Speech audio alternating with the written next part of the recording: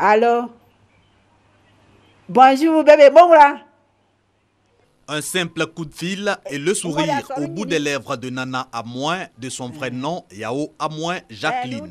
C'est que l'autre personne au bout du fil n'est pas n'importe qui, c'est la seule des 12 enfants qu'elle a adoptés et éduqués qui vient de lui souhaiter bonne fête maman. Un enfant de ma grande sœur et puis mon petit frère. J'ai fait beaucoup, c'est moi qui ai mis les petits frères, deux là à l'école, ils sont directeurs d'école. Les filles là, j'ai vu aussi beaucoup.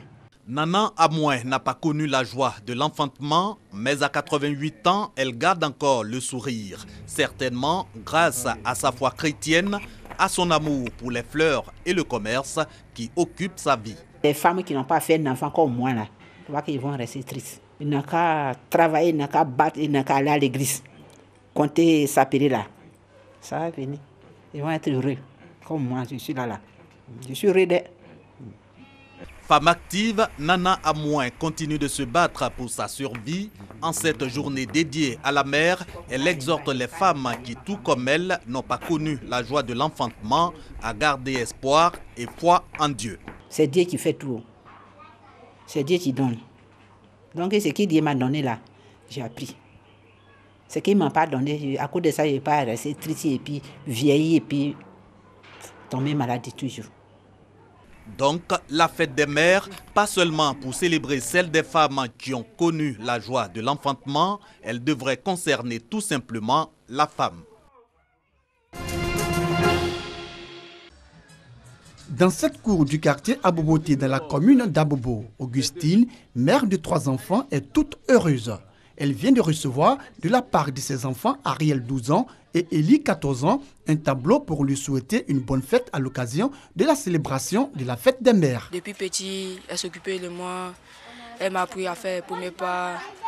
Elle a tout fait quoi. Si elle n'était pas là, je ne serais pas dans le monde. Comme c'est la fête des mères, j'essayais de lui remonter un peu le moral pour l'encourager quoi. Ça m'a beaucoup touchée d'avoir un cadeau de la part de mes 2 enfants.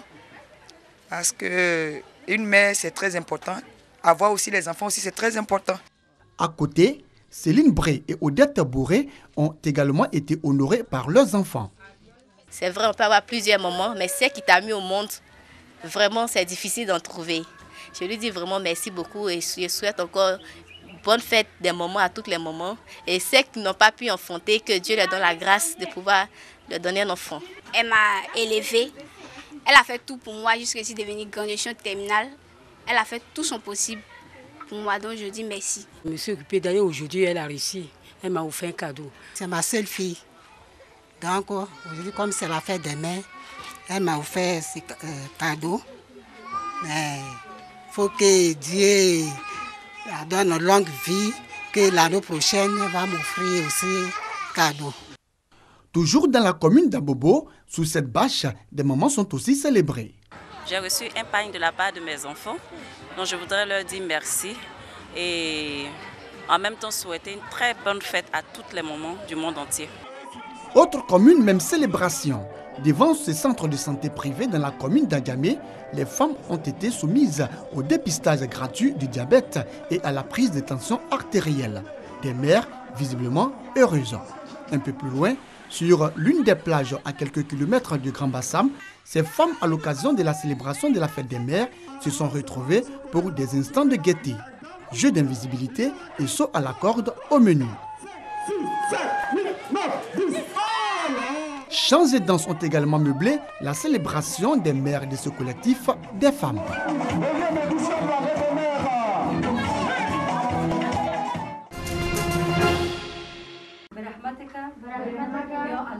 Une salle de classe à l'abri des regards à Kaboul.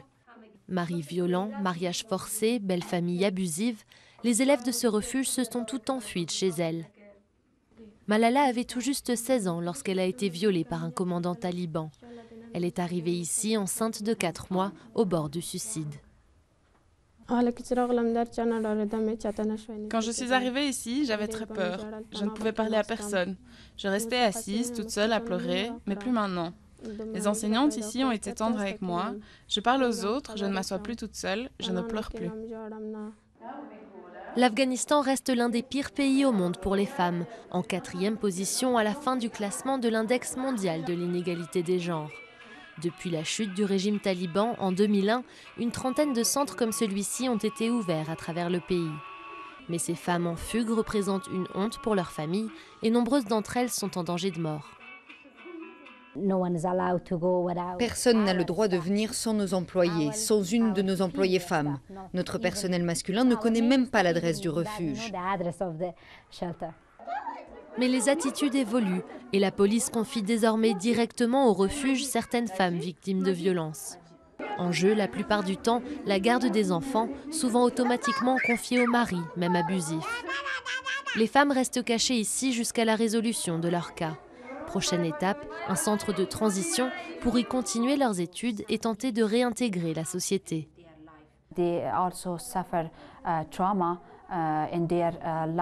Elles ont subi un traumatisme dans leur vie et elles manquent de confiance en elles, d'amour-propre, elles manquent d'espoir, de joie dans leur vie. Alors en les faisant venir dans notre centre de transition, moi, en tant que directrice et psychologue, avec notre psychologue, on fait tout pour reconstruire et améliorer leur confiance en elles.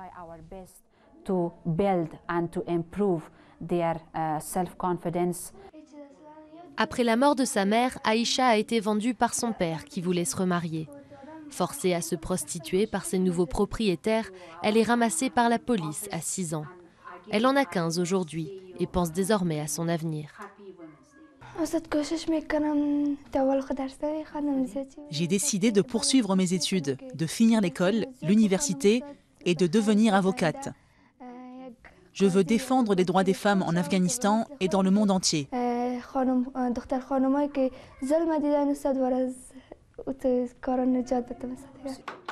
Aïcha et ses amis n'ont pas oublié les horreurs de leur passé. Mais ensemble, elles sont devenues plus fortes et même fières d'être femmes.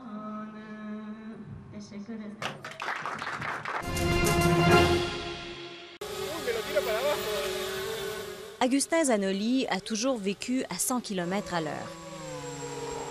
Et ce n'est pas un fauteuil roulant qui allait l'en empêcher.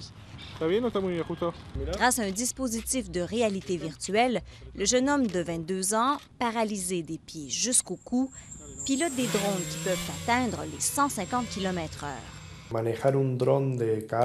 Piloter un drone de compétition me donne la même adrénaline qu'avec le quad ou la moto. Et cette adrénaline me fait du bien. Il y a quelques années à peine, Agustin, amateur de sport extrême, n'aurait jamais pensé revivre ce genre de sensation. Victime d'un grave accident de quad dans des dunes de sable, le jeune homme a perdu l'usage de ses bras et de ses jambes. Il avait tout juste 18 ans.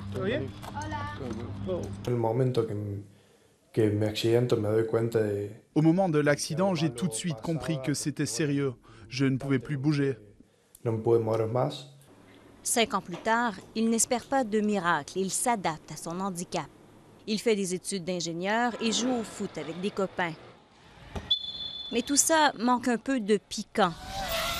Une rencontre avec Daniel Sequeiros allait pourtant tout changer.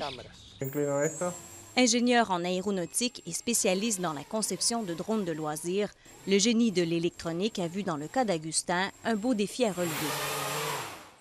J'ai d'abord dit que c'était impossible, car je ne voyais pas comment il pouvait manipuler une télécommande conventionnelle. Mais après, je me suis mise à penser et à me dire qu'il devait y avoir un moyen de lui permettre de voler.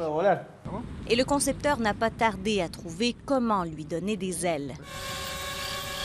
En utilisant un casque de réalité virtuelle, Agustin peut voir les images captées par la caméra du drone. Un détecteur de mouvement placé sur le casque lui permet de le diriger d'un simple coup de tête. Pour réguler la vitesse, il n'a qu'à serrer ou desserrer la mâchoire.